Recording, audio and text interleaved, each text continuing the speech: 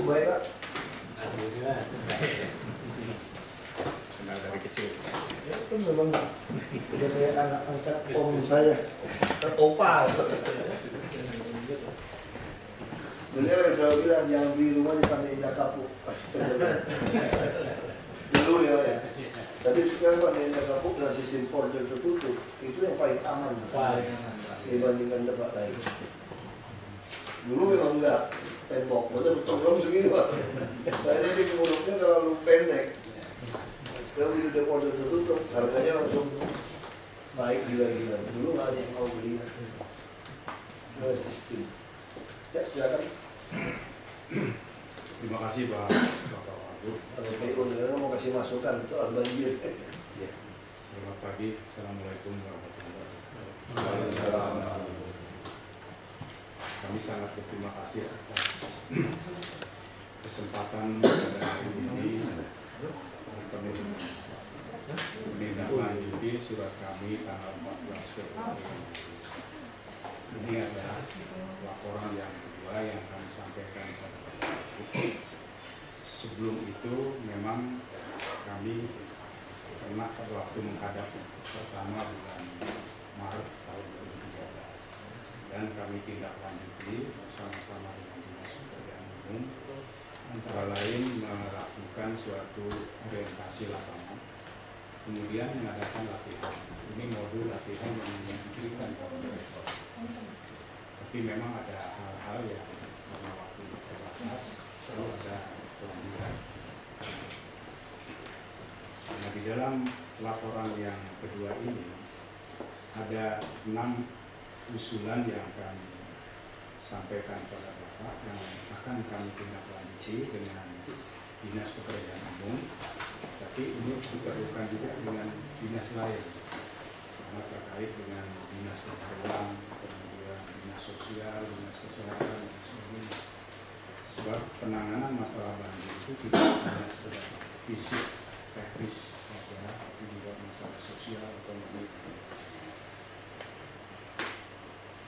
Di dalam awal memberikan pelatihan itu, kami sampaikan perlu pemahaman bahwa Jakarta itu kota air. Yang dari dulu kalau kita lihat peta tahun 1500 sekian itu rawa. Sudah makan nggak? Terima kasih. Ini aja Bu, ini depan aja. Jangan dua kubu kiri kanan. Mohon maaf, barangkali perlu saya perkenalkan. Ada orang-orang baru yang sekarang saya bawa. Ini Pak Prawoto, mantan kepala dinas PU, ini Pak Marsanto, mantan kepala. Ketemu Bapak? Iya, sudah hadir. Kemudian Pak Dargono, mantan Kanwil. Jadi dulu itu ada Kanwil PU, ini yang sebagai mitra antara dinas dengan pusatnya untuk memberikan Kanwil. Jadi kalau ada masalah-masalah. Yang Bapak yang ketemu Pak, maksud tulisan itu cuma di sini. Di sini lah itu ya. Ketemu Bapak. Iya. Di sini. Oh iya kan. Itu baterainya. Nah, kemudian berikutnya Pak Soeharto, ini juga mantan kepala dinas pekerjaan umum. Memang kami tentukan mantan kepala dinas ini supaya tahu Anda ini masih punya tanggung jawab moral gitu. Anda setiap tahun terus banjir, Pak Untung Widodo dari sekretaris di dinas kota. Ini ada 3 ini dari dinas pendidikan. Kemudian dari PU itu Pak Imam dari Dinas Pekerjaan Umum. Nah, jadi yang ingin kami sampaikan pada saat itu, pertama sistem pengendalian banjir ini masih belum nyambung antara mikro, semi makro dan makro. Ini yang kami ingin mencoba nanti bersama Dinas Tata Ruang itu mengevaluasi bagaimana kita dalam kondisi perkembangan Jakarta yang memang sangat dinamis ini untuk segera sistem ini kita coba lakukan. Kemudian yang kedua itu bahwa ada peta baru yang disebut LIDAR, itu di mana dari peta itu terlihat konturnya, jadi mana yang tinggi, mana yang rendah. Kalau dulu itu peta 2 dimensi, nah sekarang kita coba petanya 3 dimensi. Jadi kalau kita lihat sekarang itu banyak genangan-genangan air, itu sebetulnya cekungan-cekungan yang barangkali air susah mengalir. Sehingga nanti di dalam usulan kami juga bagaimana penanganan horizontal dan penanganan vertikal. Kemudian yang ketiga, bahwa di dalam sistem banjir itu, walaupun kita sudah punya 2 tanah barat dan tanah timur, seolah-olah kesan masyarakat itu kok sudah ada 2 kanal ini masih tetap banjir.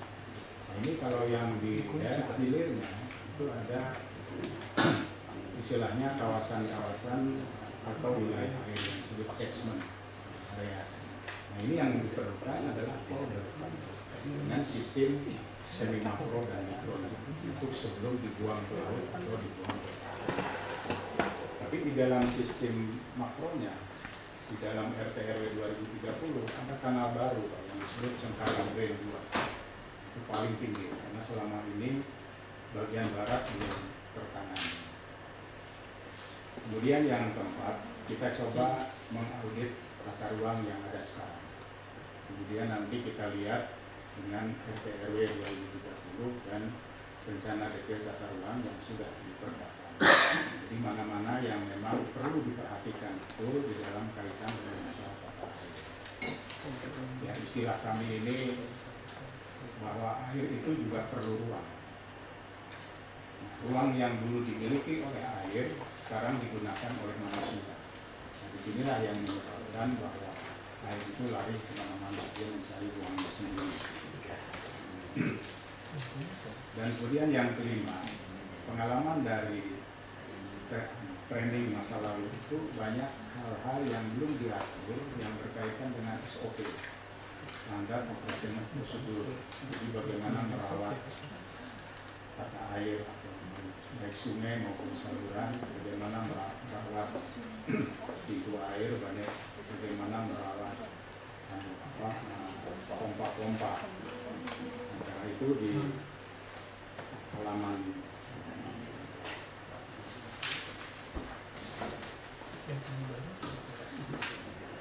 di situ ada pertanyaan-pertanyaan yang perlu diketahui oleh pihak para operator. Jadi apa yang harus diwaspadai itu halaman 21, masalah sampah yang ada di sungai, kemudian tumbuhnya bubuk-bubuk liar dan di alur sungai, kemudian pembangunan di dalam sempadan sungai, pengurukan lahan, kemudian pembentukan aliran-aliran dan konstruksi baik itu jembatan, kemudian pipa, kemudian pembangunan prasarana Islam, pengoperasian di luar SOP dan sistem yang terganggu fungsinya dan selanjutnya. Ini yang nanti kita coba pada tahap berikutnya untuk dicermati lebih lanjut apakah mereka betul-betul sudah memahami atau belum. Nah, kemudian pada halaman 26 dan selanjutnya ini case by case kita coba sistem-sistem yang ada seperti fluid, kemudian waduk melati, kemudian waduk sunter dan sebagainya berfungsi atau tidak. Ini yang tadi perlu diperhatikan termasuk pompa siantar yang tempo hari cek. Nah, kemudian pada halaman 30 ini yang kaitannya dengan tata ruang. Jadi dengan pembangunan kota Jakarta ini banyak badan-badan sungai itu yang menyempit, apakah resmi atau liar. Ini kita coba untuk kembalikan. Sebab pada prinsipnya aliran sungai itu dari mulai dimensinya kecil, membesar. Ini yang terjadi di Jakarta ini kadang-kadang kecil menjadi besar, kemudian kecil lagi, kadang-kadang buntu juga. Ini kita coba nanti satu-satu. Kemudian juga waduk-waduk ini yang juga barangkali yang perlu disikapi itu halaman 34, bahwa ada badan sungai dan ada daerah aliran sungai. Daerah aliran sungai itu di mana musim hujan dia tergenang. Nah sekarang ini sudah tergenang. Memang ada 2 alternatif yang kami usulkan, relokasi dan apakah tetap di situ. Nah, kalau tetap di situ, bagaimana supaya ruang air ini tetap tidak terganggu?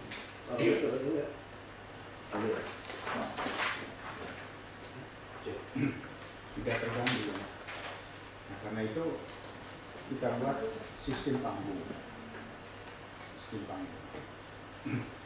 Itu barangkali pada halaman 36. Jadi supaya run off air itu jangan tertahan oleh gedung-gedung, jadi langsung masuk sungai.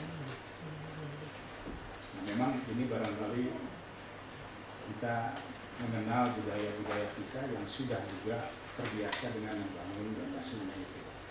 Misalnya di Sungai Musi, kemudian di Mahakam, Rito dan sebagainya.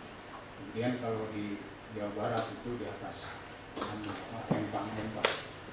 Cuma memang ini nanti kita perlu bicara dengan Kementerian Pekerjaan Umum sama-sama untuk membuat aturan-aturan air di dalam tanah. Karena kalau misalnya harus sumber resapan mungkin nanti masuk kotoran-kotoran dan sebagainya. Jadi kalau tanggalan air di bawah permukaan tanah nanti ditampung itu, baru air bersihnya masuk ke dalam tanah supaya tidak tercemar. Nah, untuk itu kami juga mohon kesediaan Bapak Kabit untuk mendengarkan langsung dari teman-teman kita yang langsung berkaitan dengan banjir. Yang pertama barangkali ini nanti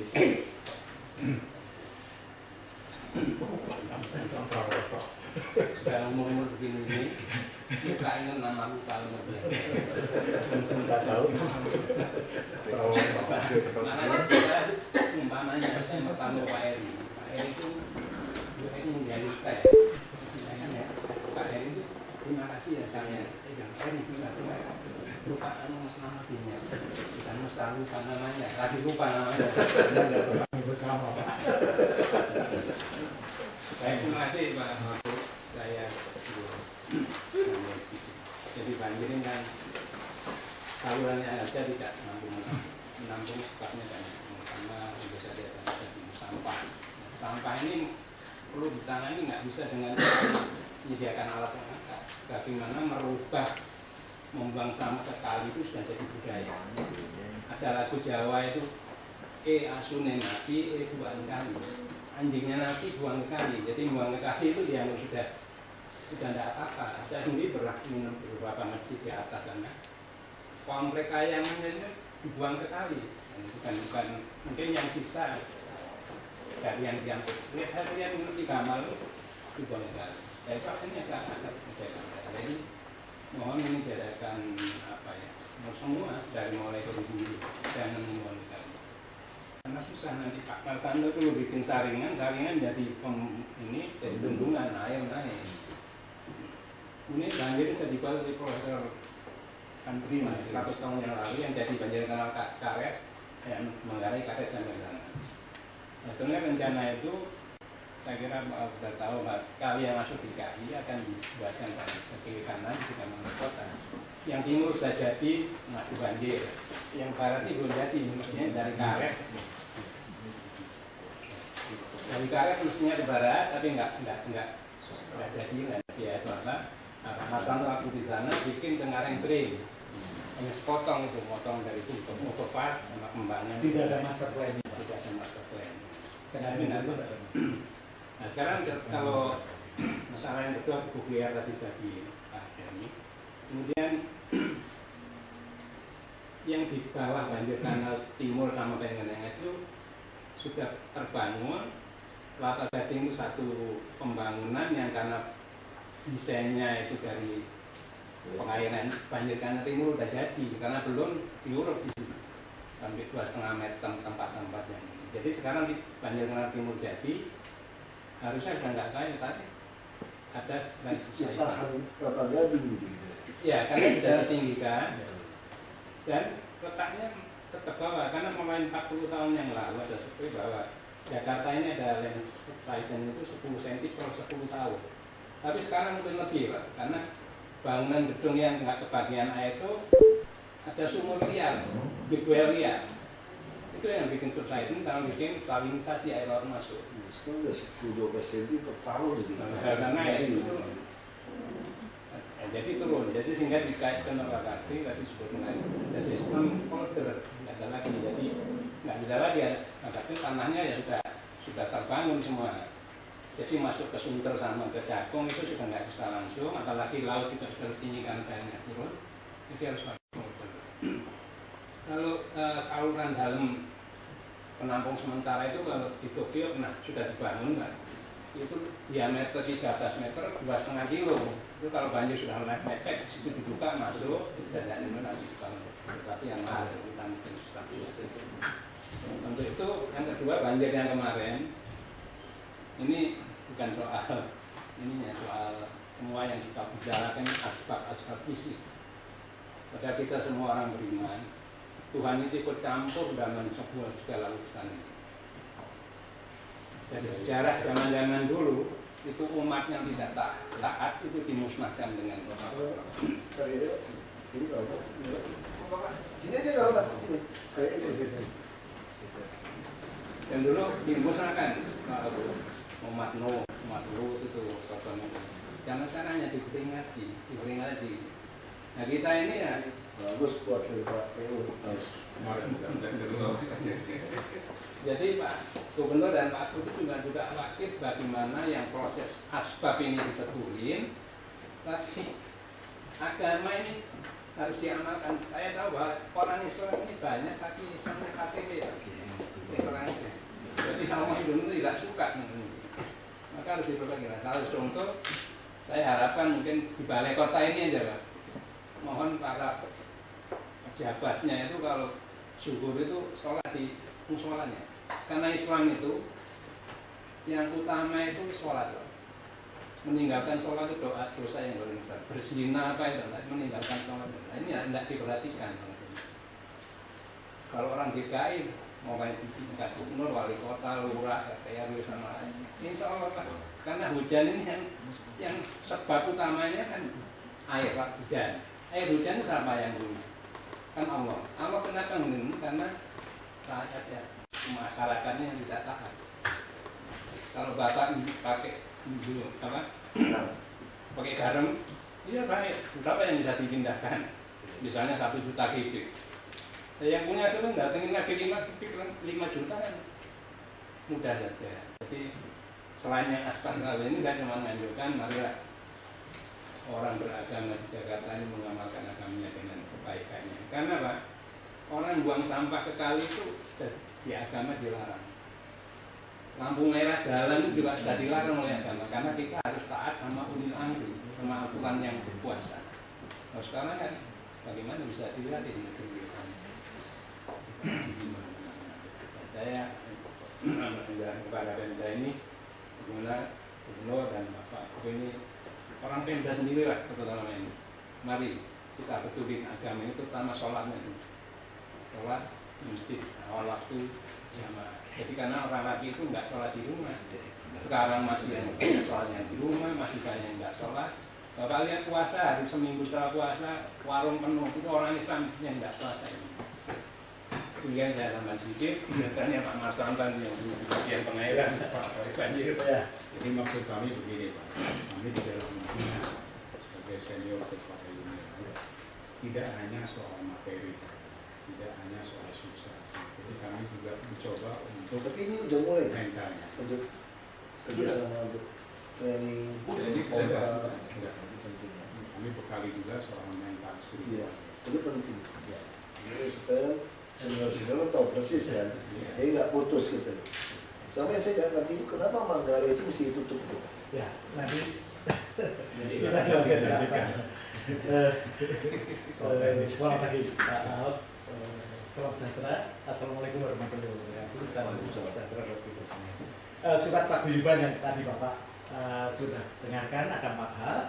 Itu yang pertama kali sangat penting, yaitu kita mohon kiranya seluruh saluran mikro itu sinkron dengan rencana makro. Nah, sebagai contoh yang diberikan kepada Bapak, gambaran daripada pertanyaan masyarakat. Kalau banjir kanal timur jadi, gitu, kenapa kok Kelapa Gading itu banjir? Ini mesti pertanyaannya cukup menggelitik kita. Di dalam Master Plan 1973 Pak, mungkin kami di DKI sejak tahun 64 Pak, kami merencanakan drainase untuk gedung Konevo itu. Gedung Konevo itu gedung MPR DPR, Center of Organization of the New Emerging Forces. Kemudian zaman Pak Ali Sadikin kami sudah ada di PU DKI juga, ya sering rapat di sini Pak, tapi masih sedikit jelek itu. Itu pada saat banjir, kami tanya sama teman-teman PU KAT itu, gimana alirannya kemana? Tidak pada tahu Pak, tidak pada tahu. Lalu sekarang ini bagaimana? Tidak tahu. Sedangkan kalau kita lihat di Master Plan, Bapak bisa lihat, di situ harus ada powder system, di mana ada waduk, ada karena itu di Kelapa Gading. Nah, saya tidak tahu apa desain as you go itu di dalam Kelapa Gading itu, karena banjir kanal timur juga jadi, tapi di situ tidak di follow up dengan micro drainage yang benar Pak. Nah inilah yang kami usulkan dalam surat Wakil Gubernur yang nomor 1, di mana perencanaan drainase harus didasarkan pada sistem makro yang sudah jadi Pak. Ini yang perlu diketahui. Nah, sering kita juga berbicara mengenai banjir kanal barat Pak. Saya laporkan kepada Bapak juga. Sebetulnya banjir kanal barat itu direncanakan dulu adalah dari pintu air karet ini Pak. Bukan Pak, bukan. Ini adalah banjir kanal barat yang ada sekarang. Nah, ini itu Pak tidak jadi dilaksanakan meskipun duitnya sudah diberi saat itu Mr. Prom datang, kami ketemu Mr. Prom dan tidak jadi dilaksanakan karena memotong Arjuna Plaza. Itu Pak Siswono saat itu menghadap saya juga, kelang juga dibongkar, tidak jadi, sudah dipatok semuanya, tahu-tahu penuh gubuk paginya. Atapnya genteng tua, dalamnya rumput. Waduh, begitu seremnya. Terjadi banjir. Wah, akhirnya bingung. Keluarlah Cengkareng Drain, kita tarik saja langsung. Tidak ada master plan, tidak ada apa-apa. Itu yang terjadi pada saat saya menjadi Kepala Balik Banjir Jakarta Raya yang itu. Nah, sekarang ini kelihatannya Pak, seluruh makro yang sudah kita buat itu tidak di-follow dengan mikro yang benar. Sebagai contoh lagi, dengan tidak jadi dibikinnya banjir kanal barat. Kalau dulu dijadikan pintu air, kalau pintu air karet itu ada banjir kanal barat, ini bukan Western Flood Canal Pak, yang Western ini. Tapi tidak jadi, tapi orang nggak salah kaprah aja mengatakan ini banjir kanal barat. Lalu udah nggak mungkin juga Pak. Nah, sekarang tidak mungkin, sudah dipatok Pak. Dulu ya rumah. Iya, iya Pak. Makanya ini dulu kalau jadi, supaya Bapak ketahui, ini itu jadi drainase. Semua orang ngalir-ngalir biasa. Nah, sekarang ini tidak jadi Pak. Karena ini tinggi, dengan tinggi, muker kuat dan itu di sini kita potong saja. Tidak ada master plan Pak. Jadi adalah ini Pak. Ini bikinan saya jadi Kepala Balik Banjir dulu Pak. Ini dulu kita tarik tahun 73 Pak. Berdasarkan 1965-85. Ini Pak. Ini Nedego dulu Ronme Pak. Saya sendiri ke Utrecht, saya ke Lombok, di Delft dan lain-lain. Dan kita sudah memplan seperti ini. Ini ada sistem polder. Nah sekarang di develop desainnya Nedego. Jadi 13 developer nggak banget. Nah, cuma polder cuma sistem rekor. Ya, nah itulah yang kita usulkan kepada Bapak. Maka kita kaji. Nanti ada expert witness Pak yang bisa kita kerahkan dari Dinas PU DKI, mantan-mantan dan termasuk dari Kementerian PU yang ex-Delft dan lain-lain sudah kami rekrut Pak. Sudah bersama-sama bisa membantu Bapak untuk itu Pak. Ini mesti solusi. Ya. Kalau itu pindah aja. Ya, betul Pak.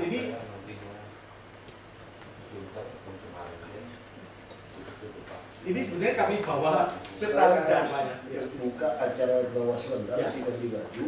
Ya, Ini kan ada Pak Agus, ada Pak Robert, diskusiin. Saya pengennya tuh tahun ini harus ketemu solusi, kita kerjain habis saja. Mau sekute pun kita hajar aja udah Pak. Jadi kita nggak mau lagi sepotong-sepotong. Kenapa kalau sepotong-potong di Jakarta Pak ya? Keburu yang punya tanah ini merusak sistem. betul. Dan kita lihat dan dia selalu menuduh kita nggak berhasil. Ya, Bukan kita nggak berhasil, dia mengganggu kita lebih cepat. Betul. Terus kayak saluran-saluran mikro kan ada 800 kali seluruh Jakarta ini. Ini semua udah dibikin rumah-rumah liar ini. Ya. Kita mau bongkar aja, Pak. Ya. Jadi sebelum Bapak nanti meninggalkan, satu aja. Waduk bukanlah alat untuk mengeringkan, tapi sistem di mana ada waduk, ada tanggul, ada pompa, itu baru sistem yang mengeringkan. Nah sekarang ini kelihatannya memfollow api daripada apa yang sudah digariskan Pak Gubernur ini kurang cepat Pak. Jadi setelah waduk itu harus dilihat catchment-nya seberapa. Kita hitung.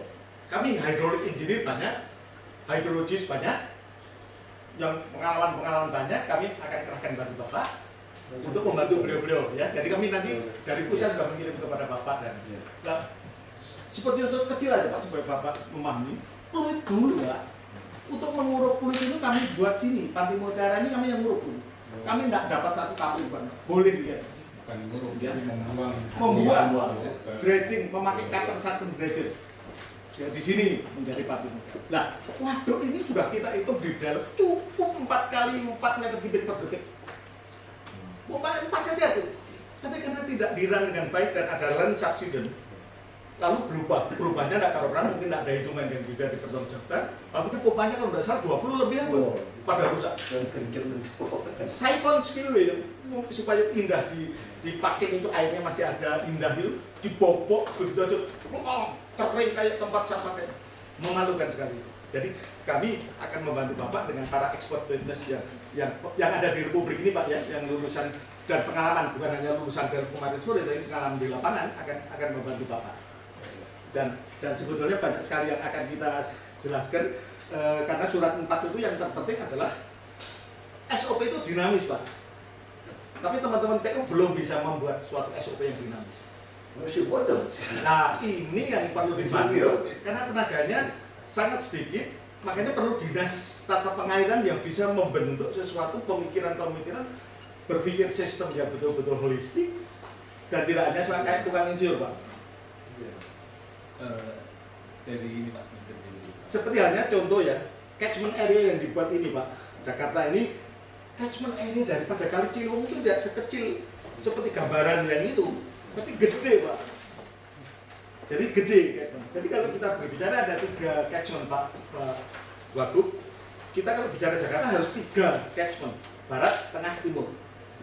Barat itu baru kita pecahkan dengan Cengkareng dan harus dipolapi dengan Cengkareng 2, 3, dan 4 dan seterusnya. Daerah tengah ini harus kita pikirkan. Dulu kami akan membangun Waduk Depok Pak. Waduk Depok sudah kita proklamasikan, sudah kita patokin, sudah kita jamnya kita itu, sudah ketemu wali kotanya, sudah rapat bareng, nggak jadi Pak, jadi Pantai Kayangan. Saya ada bukti lengkap, foto-foto lengkap Pak. Nah di daerah timur itu kita cut dengan cakung dengan Banjir Kanal Timur, di mana di utaranya itu harus polder system, itu harus emas. Nah sekarang desain SBGO. Saya ya. Ini kan ada konsultan PU juga. Ya. Ada Pak Agus. Bapak diskusiin dulu Pak. Nanti saya balik Pak. Ya. Kalau selesai saya dapat kesimpulannya. Ya. Kasihan mereka tunggu. Ya. Ya. Karena memang ini kita udah mau libatkan swasta juga untuk paksa mereka patungan. Ya. Biasanya itu Pak. Iya Pak. Ya. Terusin ya. Itu ada mafia dari aparat Pemda yang jual beli rusun. Memang katanya gitu kayak mafianya. Nah, kita lagi cari celah, kita udah minta kerjasama dengan Porda, Direktur Barreskrim. Kita tidak ingin lagi hanya persoalan perdata sewa menyewa. Ini harusnya masuk ke tindakan pidana pencucian uang, tindakan korupsi, juga penggelapan pajak. Kita juga kerjasama dengan Dirjen Pajak bahwa Anda menyewakan sesuatu tidak bayar pajak. Dan ini juga aset negara Anda jual, Anda sewakan. Nah ini juga bisa dituduh penipuan, makanya kita juga akan memperlakukan mengusir orang-orang yang nyewa. Nah itu masih minta mereka di dinas perumahan juga membuat daftar nama-nama yang nggak bisa diubah lagi secara elektronik. Nah kalau dia ubah, ada perubahan SP, ganti nama, berarti mereka main kan. Nah kalau itu tidak ada, misalnya kita mengusir orang yang membeli 80 juta. Ya dia hilang begitu saja 80 juta. Nah ini juga adalah salah satu cara membuat orang kapok untuk berani beli atau nyewa rusun, karena akan kami usir. usir dan kita akan proses mereka. Awal hukumannya apa? Jadi tadi secara kepolisian kita mau kerjasama lagi dengan jaksa supaya waktu proses itu kata polisi hukuman bisa 15 tahun, tapi tergantung jaksa penuntut.